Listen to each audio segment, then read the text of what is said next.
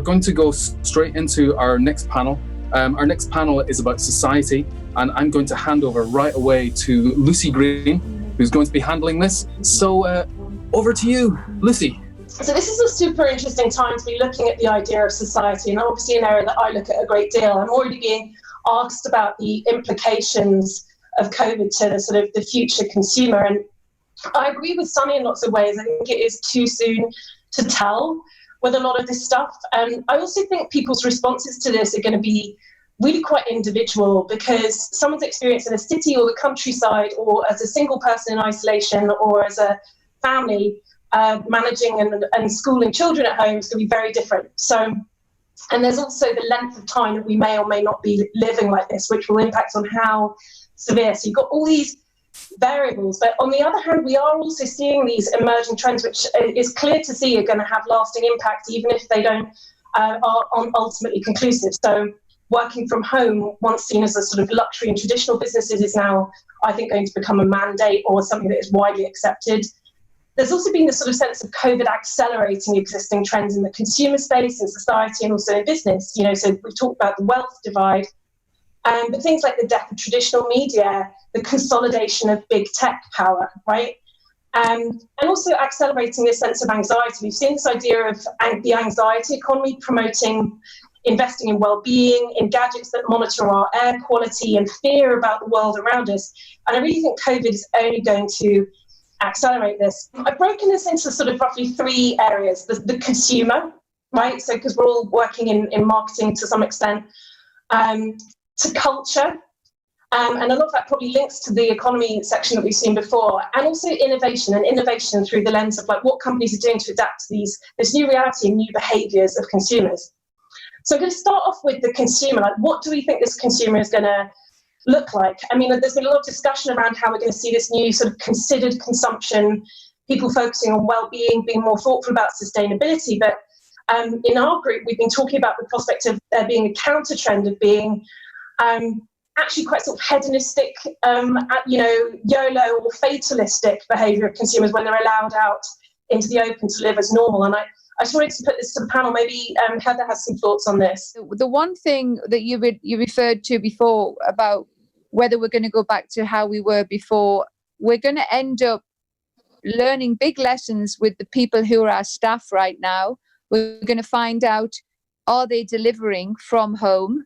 And if they are, we don't need them to come back into the office environment apart from camaraderie. So digital is very much going to be a massive part of the future. The online store is, absolutely the future. We deliver to Ocado, who, as most of you who don't already have online delivery potentially with them, they've had to shut off everybody. So online is absolutely massive, which is obviously digital. And you're talking about the least digital person ever. I barely worked out how to do this Zoom because I'm very sort of hands on the ground.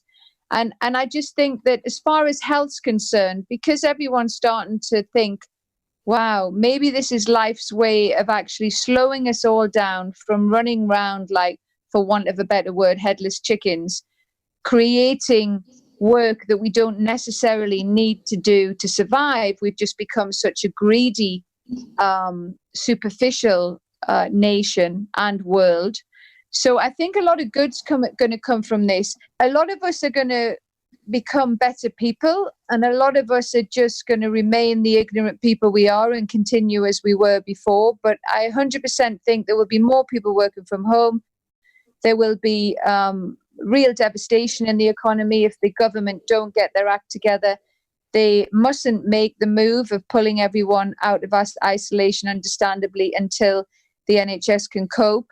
But if they leave it too long, it's going to be near on irreparable. I'm going to speak especially from a US perspective because that's obviously where I'm based. But right now, the US is looking at the highest unemployment figures since the Great Depression.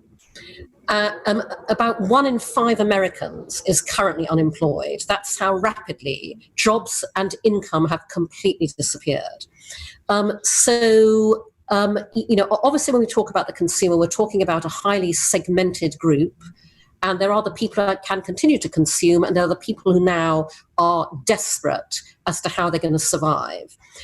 So I think that's the first very fundamental thing that has to be taken into account, because what I'm talking about is also true for the UK, it's true for Europe. The ability to spend, the ability to consume is now non-existent for very large amounts of the population.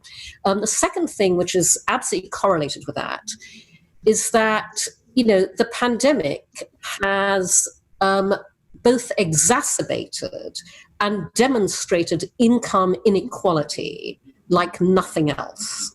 People wanted to predict the future, they failed. They failed in predicting which products consumers will buy. I just say iPhone, all the big guys predicted it doesn't work. So if we predict the future in behavior, it's going to be even more difficult because it's about people. And if we talk about people and consumer, they are just part of a society. And consumers, and thank you, Cindy, they discover now, if they haven't already discovered it with globalization and digitalization, there's two parts. There's always two parts in the world. And the rich and the poor, those who believe, those who don't believe. And what we see is a really difficult situation for politicians. If politicians do not gain trust in what they do, consumers and people, I go away from consumers to people will either come to a mode of mistrust and anxious fear, paranoia even. And if this happens and we are not able to give them what they need, they will probably end up like we've seen in France with the riots of the Yellow Vests. I do not think this is a future that we want.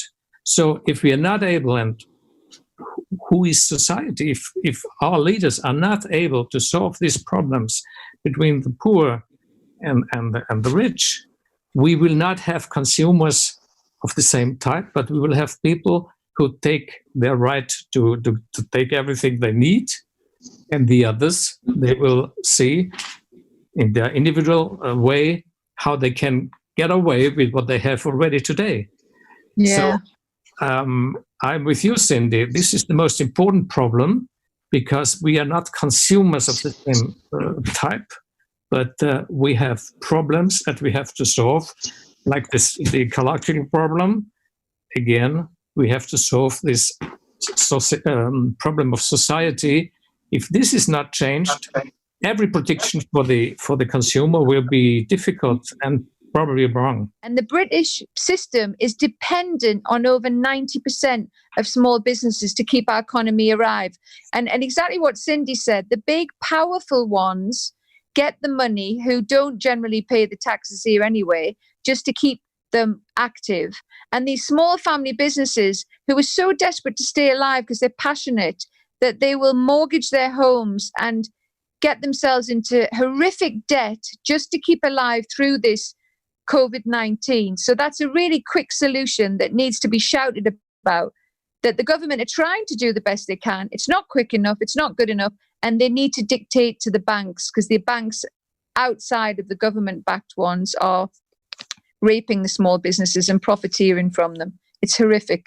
Especially in the US now, where there are states who are adamant about, we're going to open up and we're going to go back to business, and we have to take care of these small businesses who've been shut down, and we have to support them in ways because they won't get the money through the channels that they normally should to be able to survive, is that we have this rush toward cash and commerce that's at the expense of care.